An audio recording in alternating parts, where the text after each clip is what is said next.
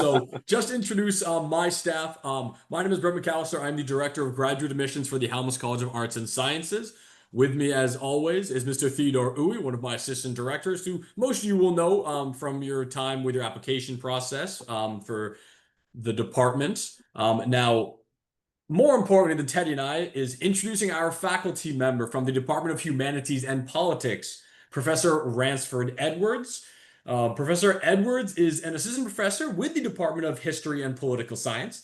He earned a Ph.D. in political science from FIU University in 2016. He received an MS in political science from Florida State University and a BA in political science from Florida Atlantic University. His research interests include disaster politics, particularly disaster capitalism. He explores social and economic justice through the transformative nature of natural disasters. Edwards' regional areas of focus are the Caribbean and Latin America. His work appears in Class, Race, and Corporate Power, and he has been a reviewer for the journal Disasters. His teaching interests include quantitative research methods and political economy. Now, his topic for tonight will be BRICS is dead. Long live the BRICS. So, Professor Ransford, thank you so very much for being here with us this evening. I'm going to turn it on over to you, and if we do have any questions, please feel free to save them to the end, and we'll do about a 10 to 15 minute Q&A at the end in the chat. Thank you so much again, Dr. Edwards. Floor is yours. Perfect, Brett. Thank you very much, Teddy. Again, much thanks, much respect. So welcome, right? BRICS is dead. Long live the BRICS. And as you see, I am one of the authors, but there's two other authors, Dracario Miller and Constanza Andujar. Those are undergraduate students. And this topic, this paper actually started in a classroom, right? One of my intro classes to political economy. And these students were very intuitive, very sophisticated. So we decided to kind of turn this discussion into a paper. So this is where we are. So it's formative, right? We're still working out the kinks, but hopefully you will help me, sort through, I think, a very intriguing time in international relations, particularly political economy. So BRICS is dead. Long live the BRICS. The idea behind BRICS is dead actually comes from January 13th this year. And this was Donald Trump's first White House press conference at his, at the Oval Office at his desk. And a reporter asked him about the BRICS. And the BRICS are, right, for background, they represent Brazil, Russia, India, China, and South Africa, right? And they represent the global South, and we'll talk about that more. But the reporter asked him about the BRICS, and particularly the notion that these countries, led by China, is going to have an alternative dollar or alternative payment method, right? Both actually, right? An alternative global currency and or an alternative payment method, right? Which both would contradict the United States, the SWIFT payment method and the US dollar. And Trump said, no, BRICS is dead, right? He said some other things, but one of the statements he said is BRICS is dead, and he's going to punish these countries if they even think about the idea of moving away from the US dollar as a currency which you use to satisfy your global transactions. All right, so simple organization for this discussion is we're going to talk about the BRICS, little background then and now, and then we'll go to different conceptions of international relations, particularly political economy. We're going to have realism, we'll talk some world systems. We're going to settle on the idea of global capitalism theory, which is tied to a transnational capitalist class, transnational corporations, and the transnational state. And then we're going to grapple with the idea of the BRICS, right? Do the BRICS, these countries, right? Brazil, Russia, India, China, South Africa, do they represent a legitimate challenge to Western hegemony, right? Western hegemony, we're talking about the United States and to a lesser extent, Europe. Are they system disruptors, right? Do they plan to break, right? At least the last 500 years of Western hegemony, or, right, to some commentators and observers, do they actually act as stabilizers? Do they hold the system together?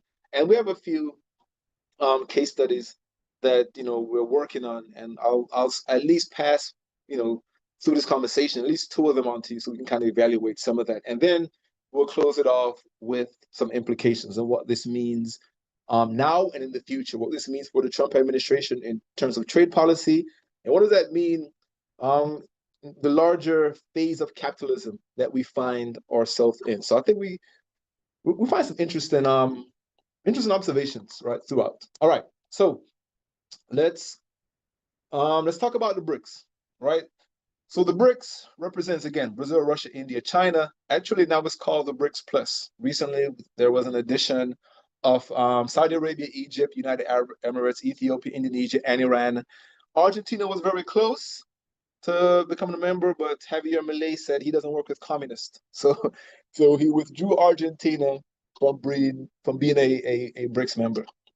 So I just have some basic data here. But funny enough, the idea of the BRICS actually came from a Goldman Sachs economist, and this is around 2009. And he was making an argument towards investors and saying, look, you have these regions, these areas, these countries that are going to be the place to invest your money in, right? This is going to be the future of the global economy. And how he conceptualized it. So he saw Brazil as representing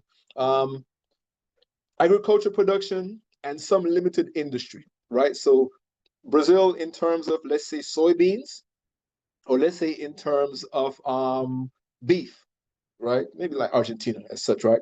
So investors, you need to invest in Brazil because Brazil is going to be the future. He also conceptualized Russia as being heavy into natural resources. So oil and particularly LNG, right? Liquefied natural gas. So the future will be as Russia being right important within that node of production, right? Energy. India was also light manufacturing, but service. So India would have this significant service sector. So think about our original landscape of outsourcing, where we sent many of our customer service jobs to India, right? You have 1 billion people that lived under British colonialism that speaks English. So India would be an interesting place to invest in long term because they would represent, right, the advance of our service sector, right? Again, cheap Indian labor. And then South Africa. Now, South Africa was actually not included in the original BRICS. As the BRICS countries gained their own consciousness, right, they included South Africa as a hub, and South Africa for natural resources, and also being right the largest economy in sub-Saharan Africa, right? So South Africa would be that hub. Now, ultimately, as the BRICS, which now again develop this kind of consciousness outside of the machinations of Western investors, they started to meet frequently, right, after 2009. I think the first meeting was 2006, but after 2009 and 11, we started to meet frequently every single year. And they, in a sense, had 3 positions, right? They had 3 goals that they wanted to reach, right? Ideally, the BRICS is about South-South cooperation, right? The notion of the imbalance in trade relations has often affected the poor countries, where they have often been exploited and exhausted, right, for their natural resources, which are used to advance Western interests. Western interests again means United States and Europe. You can add in Australia, New Zealand, maybe even Japan to some degree, right? So the first thing they encourage are more representative international institutions.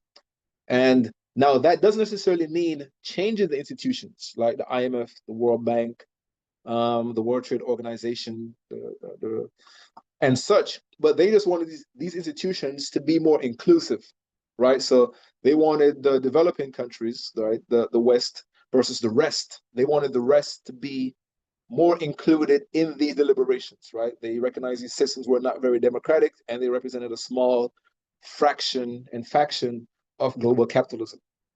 The next thing they wanted to do was to coordinate their economic policies. So this is where these countries, again, Brazil, Russia, India, China, and South Africa, kind of work internally, right? Kind of sort out and solve some of their own internal contradictions and dynamics to coordinate, to impact trade policy, right? So think about trade, maybe advancing more protectionist policies, right? And again, think to advance their own interests over the traditional colonial modes of accumulation. And then the third one, which is the most controversial, which is the one that got Trump right seriously edgy, was the idea of developing alternative financial systems. And that means first the US dollar as being a weaker currency, right? As it is today, over 80% of all trade is done in US dollars. Um, and that simply means, right? So let's say Saudi Arabia wants to trade with Honduras, right? We're going to trade some oil for some manufactured, some apparel or some bananas. Both countries would actually do this transaction in US dollar. So US dollar, post the gold standard, has become the vehicle currency through which all countries, or at least 80% of countries, well, all transactions are done in US dollar. Now, this gives the United States a variety, right, of interesting things they can do, but primarily gives them responsibility, right, of obviously sustaining a currency that the globe has access to, but it gives you certain powers, right, and we'll talk about some of that. So these countries have decided that they need to develop an alternative financial system, maybe moving away from US dollar, maybe setting up another central currency, or at least traded in their own domestic currency, right? So China, to do business with Iran, would want to settle those deals with their Chinese, right, the renminbi, and Russia the rubles, right? So at least using your particular currency, you know, and move away from the United States. And one of the interesting things about that, right, and I think Russia figured this out. They were, I mean, Russia's been on the sanctions for for some time now, but after Russia invaded Ukraine, the United States seized over $300 billion of Russian assets. So that's Russian money that was circulating throughout right international financial system, and the U.S. essentially just snatched it and said, "We're going to hold on to this."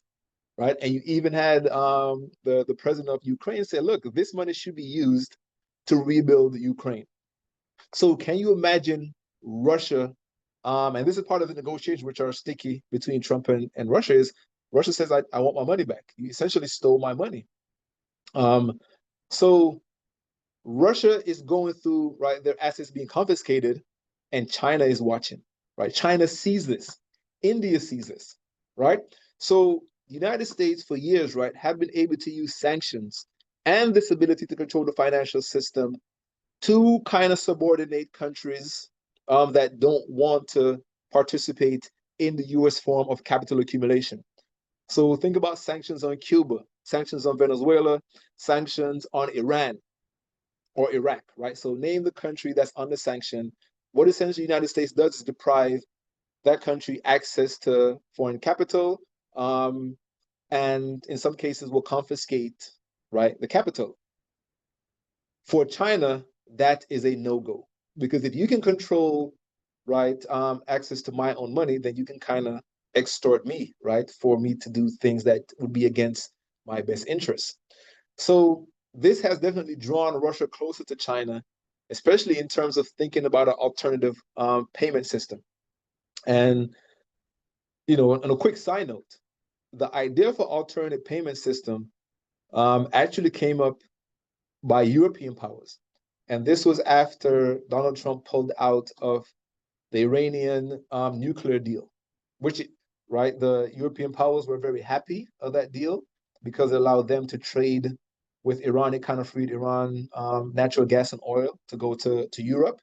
And when Trump pulled out, they were trying to figure out ways that they could still transact with Iran that got around United States right financial restrictions.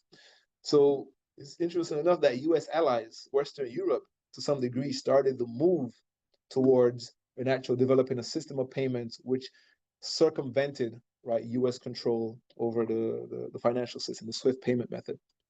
So what we have seen over the last few years is the expansion of BRICS, right? And some of my data talks about right the shift. So as of 2024, as of last year, the BRICS countries represented 40% of the global economy, right? Whereas the G7, which includes the United States and Western Europe, represented 29%, right, of international share. Obviously, the BRICS countries have close to 4 billion people, whereas the G7, we're looking at 770 million. So population is definitely on the side of the BRICS. And then one key factor, which is actually key to thinking about trade negotiations today, is debt, right? The BRICS combined international debt is 14 trillion, while G7 is 62 trillion, right? So the United States number alone, I think the last number was maybe 37, 38 trillion, which to some degree, that's monopoly money. That's not even real money. So we can talk about even how some of Trump's trade policy is a kind of shakedown, right? But we'll talk about that.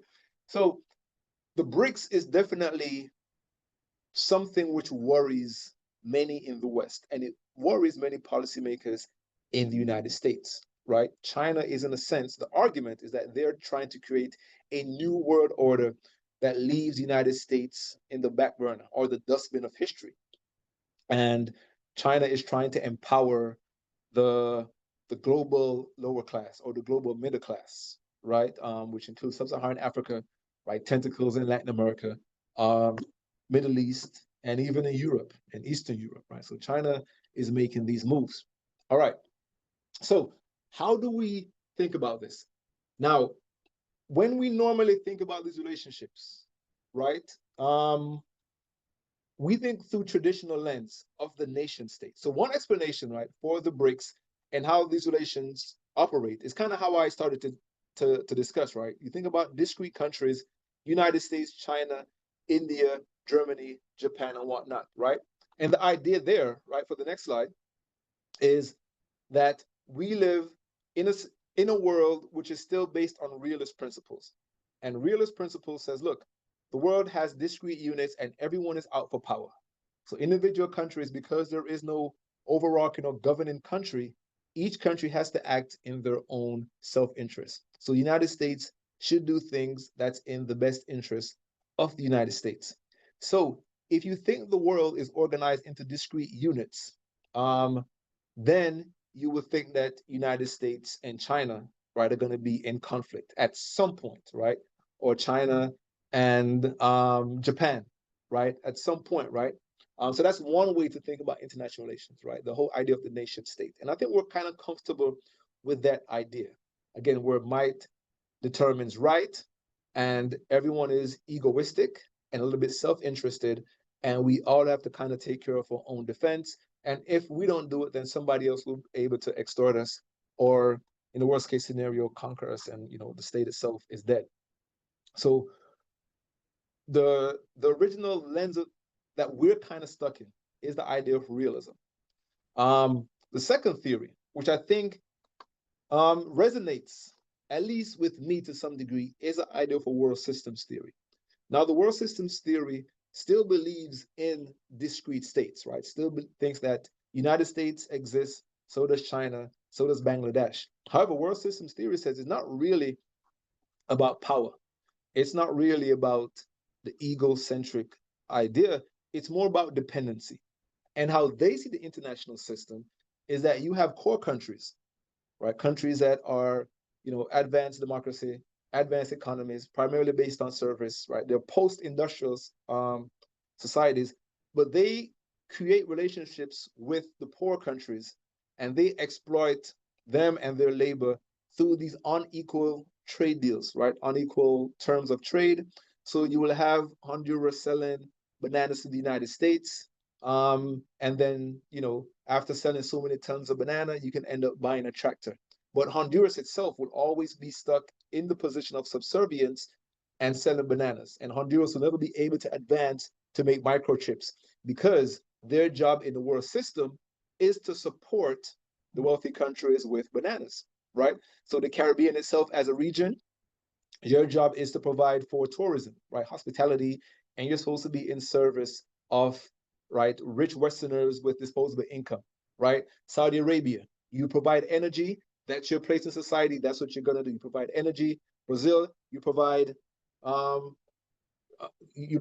soybeans, right? And China, you provide manufacturing. The manufacturing that we got rid of in Detroit, we got rid of in Ohio, those factories, we send them to you. So you make that stuff and you should fill our dollar stores with a whole bunch of knickknacks and tchotchkes, right? So In the world systems theory, states exist, but the role is more core periphery, right? It's more like, in a sense, master servant, right? It's more lord and serf. So the world systems theory looks at countries being almost perpetually in a position of subservience. And the ones that are allowed to develop are allowed because it serves the interests of core countries. So, for example, Japan was allowed to develop post-World War II because the US rewrote the Constitution. They gave them access to US markets.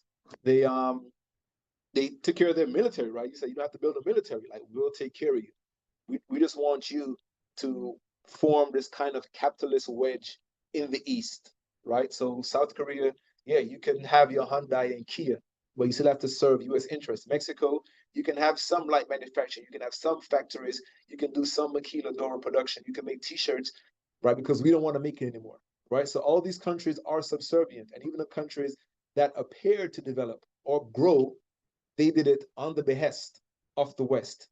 And if countries try to go out of the system, that tried to develop, um, had the audacity, right, to develop and not factor into the West wishes or what the West wants, then we're gonna like hit them with the stick, right? That's the stick approach. That's Cuba. Like Cuba says, yeah, we don't want to, we don't want to, sell sugar and tobacco and cigars. We want to do biomedical engineering, right, and science. And the U.S. is like, no, like you need to sell tobacco, you need to sell sugar, and you need to be a place where or elites can go and gamble freely in prostitution, right? So right, so in the world systems theory, right, actually a system, and the system is designed where the core countries, Europe and United States, really organize the countries to do particular tasks that they need them to do. And if that is the case, then these countries are going to be stuck in subservience, right? Until they develop their own like consciousness, right? In like a Marxist kind of view. However, the view that I thought was interesting, right? So we did realism world systems. The view I think is interesting is the idea of global capitalism. And global capitalism as a theory itself, and go to the next slide, Brett, if you can. Global capitalism as a theory says something a little bit different. All right. It says, look, states don't exist anymore. We just don't know it, right? So the idea is that global capitalism says, look, you have this transnational and transcendent social class, and they have recognized their own position in this world. So even though we still have the United States, and we still have China, we still have India, and Russia, and Germany, really, the process is global, right? So how does this work? Global capitalism starts with what William Robinson calls the transnational the transnational capitalist class, right? So these are people, the head of industries, right, that manage transnational corporations, right, that operate across borders, right? These are very influential people, and they're the ones who manage and integrate global circuits of accumulation. So their desire, their aim is to get rid of local, or they have conquered local production, right? And everything for them is really about the global dynamic, right? This is very important, right?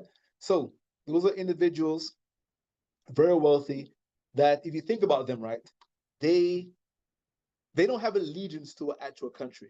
I mean, they may live in the United States or South Africa, right, or be born there, but to some degree, right, they can spend 3 months in Greece, they can spend 3 months in Switzerland, they can spend 3 months in the U.S., they can spend some time in the Caribbean. They're truly global citizens. They have transcended the national dynamic, right, of the state system. And how they accumulate their money is through the globalization of capital, right? And the globalization of the financial system. Every single day, the stock market, all you're watching is money going back and forth across the globe, back and forth. All you're looking at the ports is goods and services going back and cross borders. So the financial system is global, right? The individuals are global. The products in themselves are global, right? So even though iPhone is designed in the United States, it's manufactured all over the world, in South Korea, China, Bangladesh, Germany, wherever else. So everything else is global. The only thing that's not global are people, right? And we still have these stubborn borders where we have checkpoints and passports and visas and all that nonsense, right? So the idea behind the transnational capitalist class is, look, the notion of domestic industries or domestic capital, like that's a thing of the past. Wealthy people in Brazil, wealthy people in China, wealthy people in the United States, they have more things in common, right, than actually sometimes the people within those countries. And they will go and hang out at the same places, right? So when they have the meeting in Davos every single year, right, these are the wealthiest, most influential people, the central bankers of the world. And they coordinate. So even the central bankers in China coordinate almost on a daily basis with the central bankers of the United States, right? So even while the presidents may have this combative posture, they still have to work together, right, to maintain and organize this global system itself, right? So the idea behind global capitalism, I think we're just stubborn for many, is that the state itself is global. I think this is very important. Even though the United States, the transnational capitalist class, the TCC, has captured the state, and they have started to orient the state to global processes of accumulation. And what do I mean by that? That means that Trump's trade war shook the markets. The idea of protection. Protection goes against global capital accumulation, right? Trump says, I want to bring jobs back to America. I want America first, right? This clearly annoys a particular class of people that are more global. So this is why they react to, this is why they're not like cheering Trump's trade policy, because Trump's trade policy is about America first. It's getting in the way of their global accumulation. So, in other words, the moneyed people, the transnational capitalist class, are diametrically opposed to anything that's going to stop the flow of capital, right? The transnational capitalist class is the class essentially that was responsible for China being integrated into the global economy, right? So if you think about China in the 70s, the US only recognized Taiwan. So the funny thing is, if you spoke to a US official in the 1970s and you look at a map and you pointed at that huge landmass, which is China, they would say they don't know what that is. They will call that Taiwan, right? So the US recognized only Taiwan because, right, China fell to the communists. Right? But around Nixon era, you had the softening of relations, the easing of relations with China, because U.S. capitalists essentially said, look, we have these rising labor costs, these strong labor unions, they're getting in the way of our profit accumulation. They go across the ocean. You have about 1 billion people that are educated enough and they're very disciplined, right? Think about the Chinese style of communism. Like we need that labor force. So this growing group of capitalists started the process of pressuring or lobbying the US government to normalize relations with China. The US government said, sure. And this is where we had the overtures. We started to integrate China into the global economy. So again, so this is the transnational capitalist class that's now taking the state, which is America, and starting to transnationalize its policies and make it more global. So these capitalists packed up shop, right? They wave the American flag all they want, but they decided they were going to bet on Chinese labor, not American labor. And they packed up shop, closed factories in the US, and set up supply chains in China and Bangladesh and Vietnam and all over the world. So the global capitalist thesis says this: the transnationalist class, through transnational corporations, through banks, and again, initially manufacturing, have globalized capital and globalized production, making it global. And the last thing that's being globalized is the state. And this is why American presidents, right, all the way up until Trump, even Trump's first term, right, still all went for globalism. We're all about, right, let's support the World Trade Organization, let's support the United Nations, let's support free trade. Everything was about free trade, free trade. We need free trade, free trade, free trade. Going back to the 90s, right? The only person who wasn't saying free trade in the 90s was Ross Perot, right? And, he saw the outsourcing to Mexico as problematic.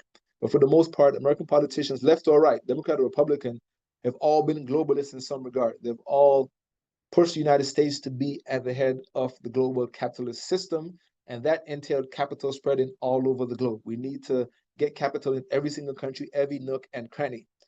And because of that, wealthy people understand that United States as capital in chief, we need to orient their state towards that disposition. So this is why Trump is problematic for the capitalist class or the global capitalist class. So we have global capitalism as a theory. Now, the thing with China, and I think how we're approaching this is, does the emergence of China and the BRICS, do they actually represent a break or an actual challenge to capitalist system? Or as the economist, the Goldman Sachs economist pointed out, the Goldman Sachs economist pointed out years ago, is that they actually represent these parts that are going to help to stabilize the system. So China will take some of the pressure off manufacturing in the US by doing it cheaper, right? Russia will provide energy. Brazil will provide some raw materials, right? South Africa will provide raw materials. And by doing that, they actually help to stabilize the system, right? And keep it, they may create a global middle class, but we don't want like wealthy countries and really poor countries. That's the recipe for global revolution, right? As it is revolution in any country, right? On the domestic level, right? You have an international system where you have just haves and have-nots. That's chaos. So in a sense, development of the BRICS represents this kind of global middle class. It would actually help to stabilize the system itself, right? So, and before I go to the next slide, like one thing to think. So one example of global capitalism, which William Robinson talks about it. He had wrote a 2015 article. And he looks, and one of his example was Brazil took the United States to the World Trade Organization for unfair trade practices, right? Because they were trying to, they saw the state as trying to protect U.S. soybean farmers, right? And Brazil was like, no, right? You can't protect U.S. soybean farmers. Free trade says, right, you have to buy what we have. So you have to be able to sell to U.S. markets, and U.S. has to be able to compete. If you can't compete, do something else. So initially, right, that was framed as, yeah, Brazil versus the United States. But then, in his study, he found out that many of the Brazilian soybean companies were actually owned or partly owned by U.S. capitalists, one of them being Monsanto, but other major U.S. conglomerates actually owned a huge percentage of Brazil soybean production. So you had U.S. capitalists in Brazil suing the U.S. so they could open up their markets, right? So this is his idea of global capitalism. So even though you think it's Brazil versus the United States, in a sense, it's capitalist versus capitalist. And because capitalists are global, you really don't want any hindrance to the free movement of goods and services. So that's one of his examples of what we think is state versus state is actually more global capitalists, which are the global soybean producers that are overwhelming the United States, versus domestic capitalists, which are the local soybean producers in, let's say, in Arkansas, right? Or wherever they, produce soybeans that are trying to protect their market share, right? The domestic faction, which for the globalists, they need to like go away, right? So we go to the next slide.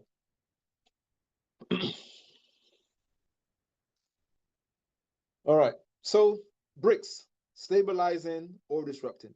And conceptually, in the paper at least, and how I'm talking to the students about it, we have to really conceptualize what exactly does stabilizing mean? What does disrupting mean? And is it a moving target, right? Because stabilizing, in a sense, means, to some degree, it may mean the status quo. But global capitalism is ever shifting, right? So the status quo now may be very, very problematic, right? And that needs to change. And again, what exactly does disrupting mean? So we have an entire section where we try to define the notion of stabilizing and disrupting. And again, we're still working that out, like what exactly does that look like? But we do have some case studies which kind of gets us to a workaround to that empirical question. So if you go to the next slide, Brett. So one of the case studies we look at is India. Remember, so India is a BRICS country. And I mean, you're here. Hopefully you ask some questions regarding this, right? So, and you can maybe answer if India is stabilizing the system or they're disrupting the system. So you had the Russian sanctions, right? So on the left, you have Russian oil exports. So what has happened is the United States has said, look, we are not going to buy Russian oil. We haven't been buying it anyway, for the most part, right, for some time. But more importantly, with sanctions, you're actually trying to target your allies. That's how sanctions work, right? In the research, it says sanctions actually work is you need to get everyone on board, because if you sanction a country, but then they can just trade with your ally or a friend of yours, then the system doesn't work. You have to get collective action. You have to get everyone on board with this act to strangle you or cut you off from some particular resource. So the US says, Germany, Britain, France, right, all the Eastern, right, the Eastern European countries that are in the EU, you need to stop buying Russian oil, right? And if you do, right, they set up a kind of market where the price is capped, so you can get some, right? We're not going to fully starve you because Russia is and was or wasn't is the largest. They in a sense warmed Europe during the winter. So all this Russian oil that once used to go to places like Germany, which needs it for its own productive right capacity and capability, is no longer there.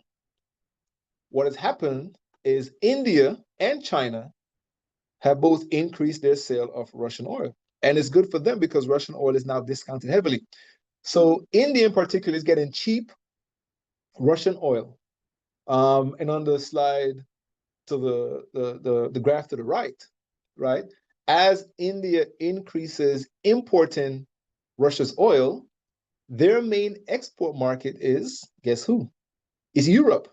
So instead of Russian oil going straight from Russia to Europe, Russian oil just goes to India. India maybe does a little bit of refining, right, and stick a higher price tag and sells it right back to Europe. So Europe is, in a sense, buying the same Russian oil, just buying it from India. And that has rankled Donald Trump, right? So you think about the previous meeting, right, with Modi, the Indian Prime Minister that came to Washington, right, last month, or maybe it was this month, right? And they're talking about trade deal, and they left with the opposite. They left with the U.S. slapping more tariffs on Indian goods.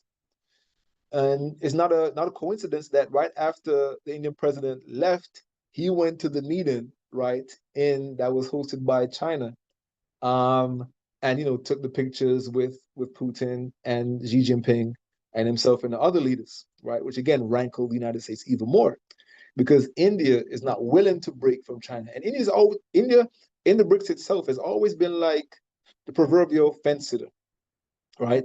They have one foot in the West and one foot right in the East, right? They're neighbors to China, but they have some tensions going back, right, for some time.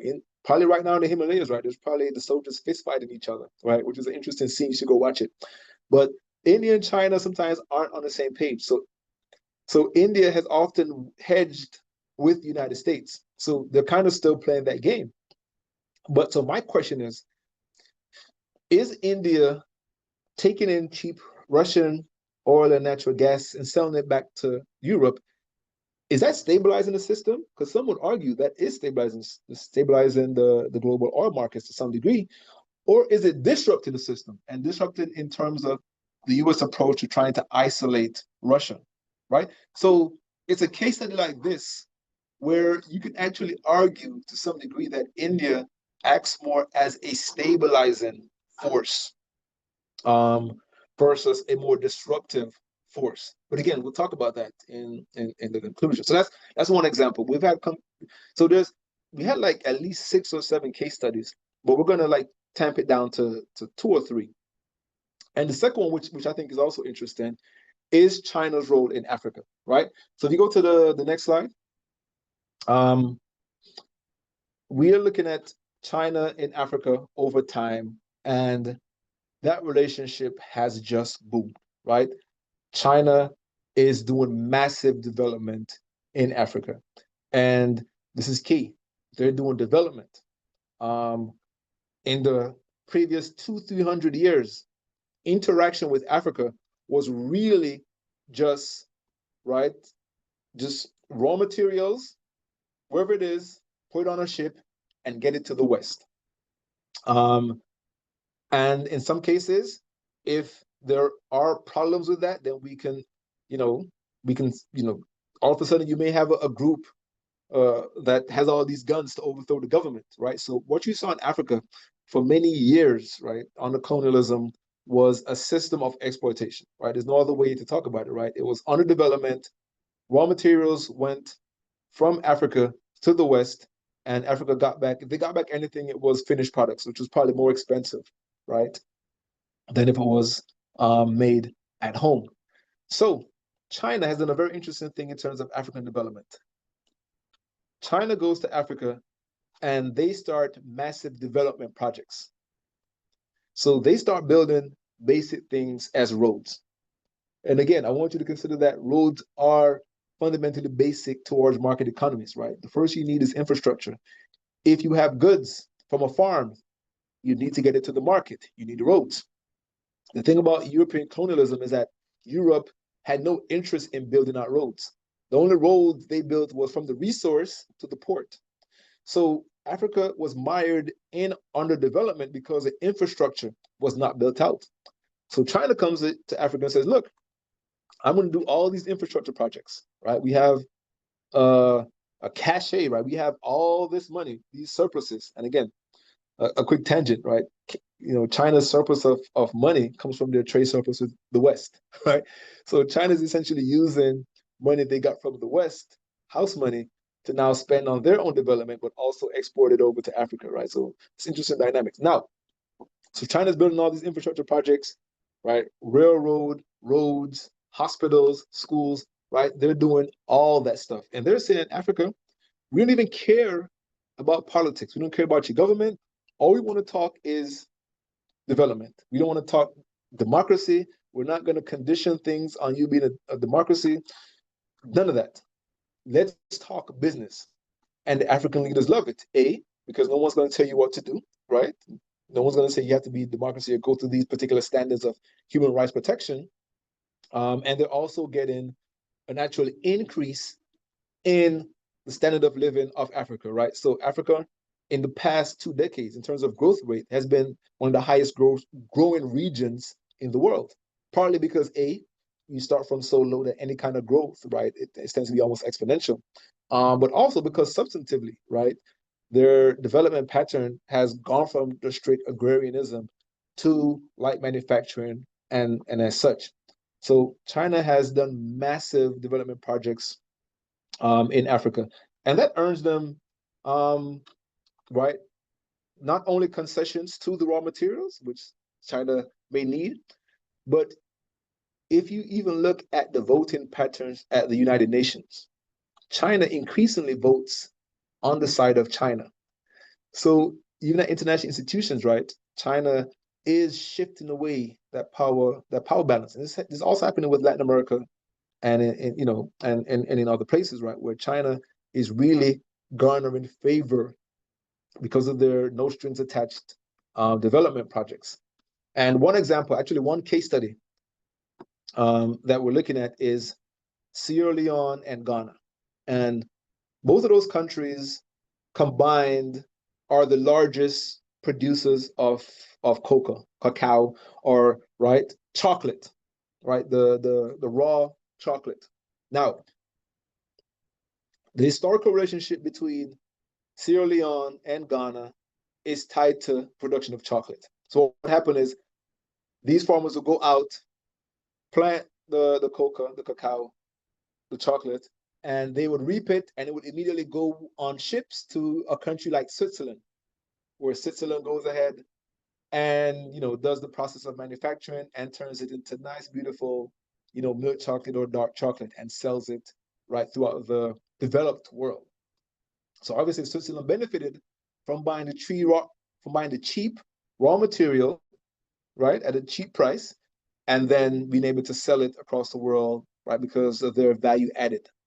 Um, China came to both countries and said, look, here's what we're going to do. I'm going to actually build you facilities to where you can take the raw chocolate, right, and actually, turn it into a finished product. And then you can sell it to Switzerland. Switzerland is annoyed because they actually have to now pay a higher price for the chocolate. And China says, look, hey, this is good for you because you get to develop your domestic industries, have these backwards and forwards linkages between the farmers and right this new emerging industrialization. And again, it creates jobs, scales your economy up. It's an industrial upgrading, and you can reap higher prices for the finished product than you can for the raw materials. And China does this pretty much at no cost, for free. But there's a little catch. China says, look, chocolate consumption is a function of wealth, right? Believe it or not, the West is very, very wealthy, and they tend to consume chocolate like more than anyone else because chocolate is still actually a luxury good around the world. So China is like,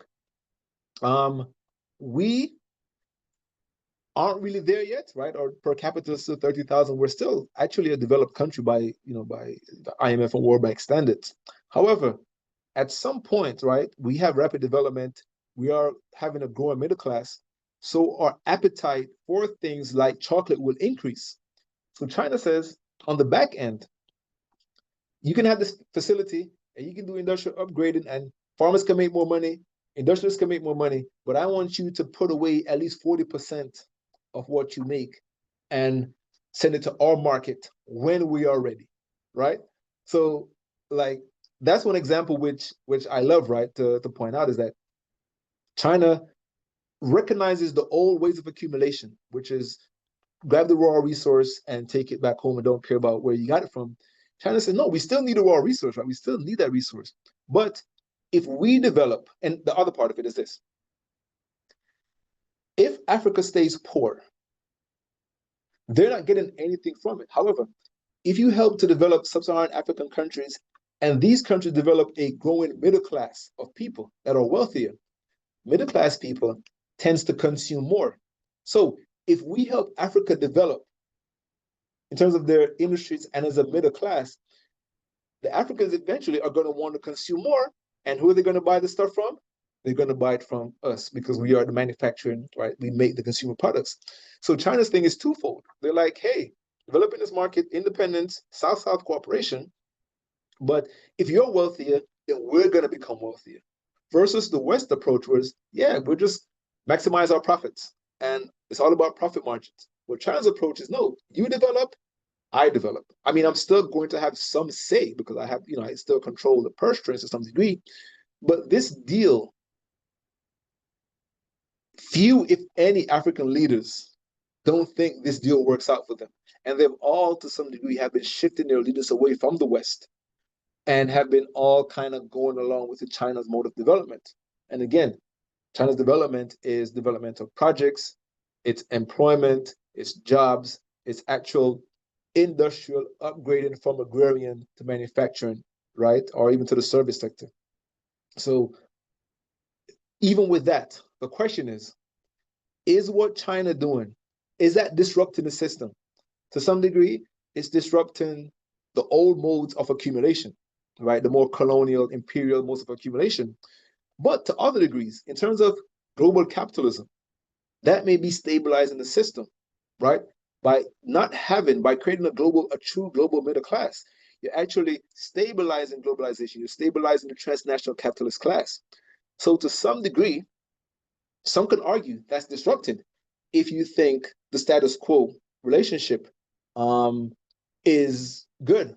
For many, that's not really viable, right? We actually need development because we need people to spend more money. We need people to get wealthy so they can spend more and more money. So it may be stabilizing the system. So as we've gone through the paper and thinking about this, we have some other case studies looking at Russian oligarchs, and we're looking at the Chinese system of payments, and a few other things. But, and you go to the last slide, right?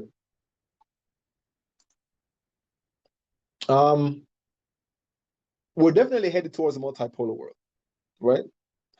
The US position as a global hegemon, it's over. I mean, some people don't want to like admit it, or we don't want to tell a population, but the US structural position in the globe has shifted significantly. And not that the US will disband and we'll all have to like jump in the Atlantic and the Pacific, right? You're not going to go away. But what's happened is that you have a natural equalizing, right, of positions. So China is not going to be deterred. They're not going to be stopped, save of like, them actually being suckered into a war with Taiwan, right? Or the US actually going to war with China itself. But China is here to stay. And that just means that you just have different options, right? So, yeah, so leaders can say, okay, United States, what's your deal? All right, sounds good. Maybe I'll see what China has to offer. Versus it was like, whatever the West says, you had to do it. Think about structural adjustment programs, a neoliberal agenda. But there is more actors, right, on this playing field. So we're definitely headed towards a multipolar world. We're definitely headed to a more globalized world. Now, we ended up at a situation where it's like a plot twist at the end. Because by looking at the landscape, looking at some of the case studies, looking at what BRICS is doing and what the US is doing, it actually turns out that if we take the global capitalist theory as being like how you explain global relations, then the US is the one that represents this disruptive force. So BRICS is actually the stabilizing force, which actually goes back to what the Goldman Sachs economist kind of said. But the US becomes the disruptive or the destabilizing force in global capitalism. And again, how do you know that? And this is the overall thesis. For the US, right, as a discrete country, to win this war against China, this trade war, the US will have to end capitalism as they designed it. I want you to understand what I'm saying. The idea behind free trade, right, the free movement of goods and services, that was something the US pushed towards the globe after World War II up until essentially today, right? Free trade is good, right? You had all the economics courses, economics professors, that's what they said, right? You'd have leaders you know, in Columbia, they'll send their brightest students to University of Chicago economics, they get degrees and go back and they would preach the doctrine, right? They would preach the gospel of free trade, free trade, free trade. Free trade is good, right? Protectionism is bad. You don't want to protect, you don't want tariffs. Tariff slows down growth, it slows down opportunity. If you look at the US structure position now, right? Tariffs or barriers are a tool of the weak. So, for example, Mexico's main crop, right? Subsistence crop for years has been corn. And Mexico has put up barriers and barriers to protect themselves from American corn, right? Think about Nebraska. The US produces so much corn that we put it in gasoline. We don't even know what to do with it, right? We just produce corn. So the US, by having just the sheer volume of corn production, would always want Mexico to lower their barriers so they can sell freely within Mexican markets. So this is why the US would always promote free trade. This is why even NAFTA is like, yes, lower your barriers, right? And allow all goods to enter your markets. Obviously, the poor countries are like, no, your markets are strong, your economies are strong, your industries are strong. Like, I need something to protect myself. So these countries would often erect barriers, and these barriers are called trade barriers, like tariffs. That's what weak countries did. If you think about the US position now and what Trump is doing, Trump is saying, like, I need to be protected from Chinese goods. Like, protect me from Chinese steel, protect me from Chinese EVs, right? Protect me from Chinese goods, washing machines, right? They're using a tool of the weak. In a sense, they're also going against their entire principle of free trade, because free trade works out for you when you are strong, when your markets are strong, when your industries are strong, then you can bombard every country to open up to free trade. When you've lost that comparative advantage, you've lost that strength, then you have to revert to what we countries have done for decades and almost centuries, is to erect barriers against opponents. So there's not there are a few industries now that the US, there is some like corners of technology that the US and finance, US is still hegemonic in that regard. But for the most part, in all manufacturing fields, save for maybe airplanes, and that's maybe another year down the line where China's airplane production comes on board, the US pales in comparison to Chinese production. And the structural position of the US is of a country that's asking or begging for protection from China, which is a stronger manufacturing country. And because of that, the United States is going to win this war. They're going to have to end free market capitalism. And that, I think, is the interesting observation I have from this analysis. And what we're seeing now in terms of Trump and the trade war is you have a country that's highly in debt, the US, and they're trying as much as possible to, some would say, to strong arm mafia style countries to pay off their debts, right? You need access to our markets, right? Our financial markets pay this bill, right? And they're kind of bragging about it, right? They're like, yeah, we have this. Our tariff treasury now is right. It's busting at the seams with money we're collecting, right? So we can get rid of income tax or payroll tax, whatever it is, right? So what you're seeing, for me at least, is the structural shift in the US position as being a hegemonic economic power to a country that really is struggling. And they are losing this quote unquote war to China. And if you're going to lose this war on the terms of capitalism, then they have no compulsion to actually get rid of capitalism and go for more state intervention, go for more command-based economy, right? And Trump's economy is not a free market economy. Trump's economy is a command economy. It's a command economy that we've said is the evil of the world, right? That's Soviet Union. But the US economy, which is being managed and directed by the state, is in a sense a command economy.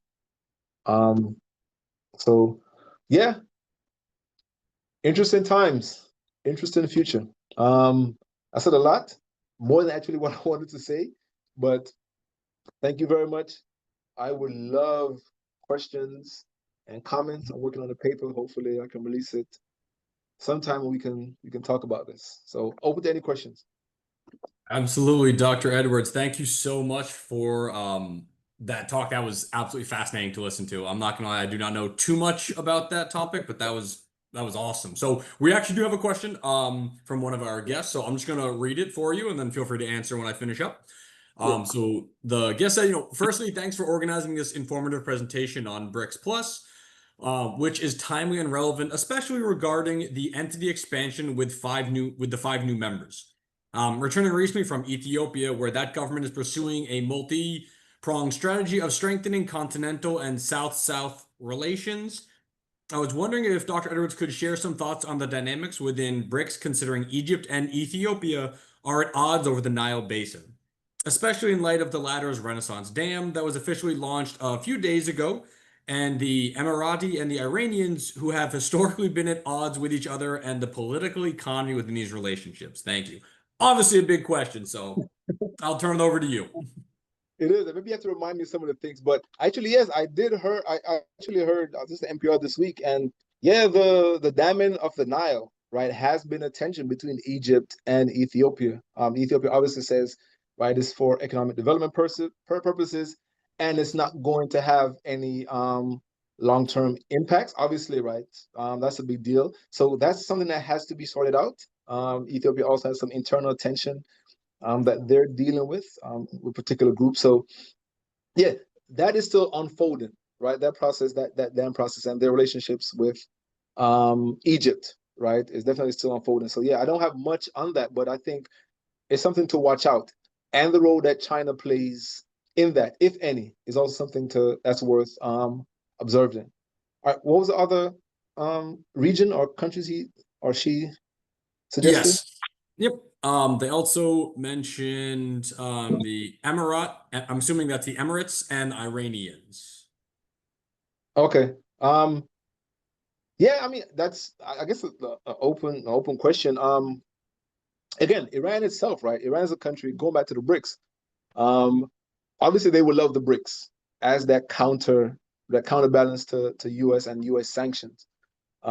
So they're definitely open to that relationship and being as again a major natural gas and oil exporter, they will love that south to south cooperation, right? So they will definitely be because they one of the countries which have historically been under the thumb of U.S. sanctions. And one thing about right the Iran itself and about sanctions, at least how the literature has like studied the literature itself about sanctions. Sanctions don't necessarily overthrow regimes, at least in the immediate. But what it does, it kind of softens you up. It's like, okay, I'm gonna put on this pot and put on the back of the stove to like slow boil, right? What happens is the country is starved of resources to do basic things like to buy spare parts for their airplanes, right? Or to get so what happens with a country is that over time, 10, 15 years, 20 years of sanctions, you just become exhausted. So when we do want to kick you over, right, it's easy. So think about Iraq, right? Iraq was under sanctions for years.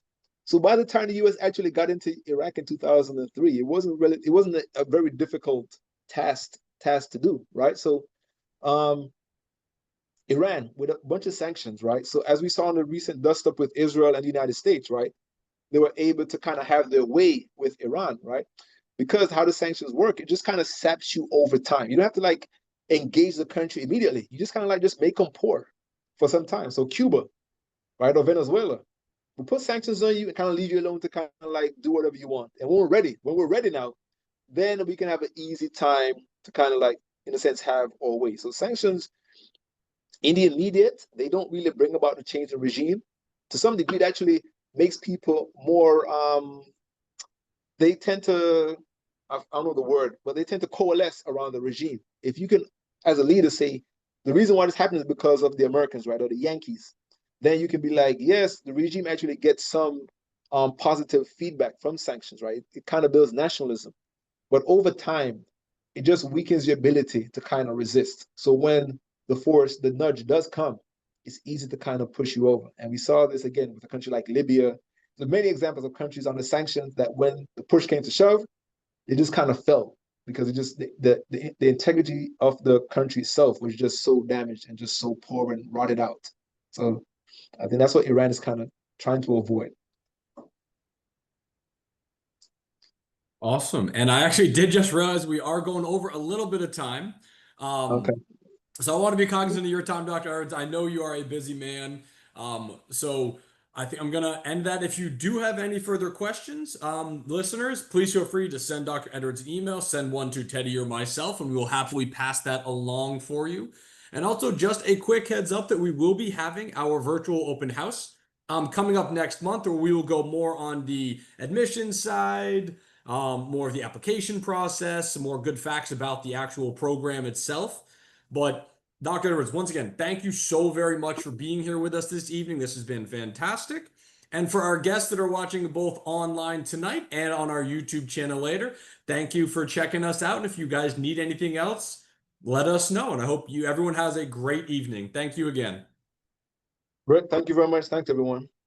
Have a good night. You too.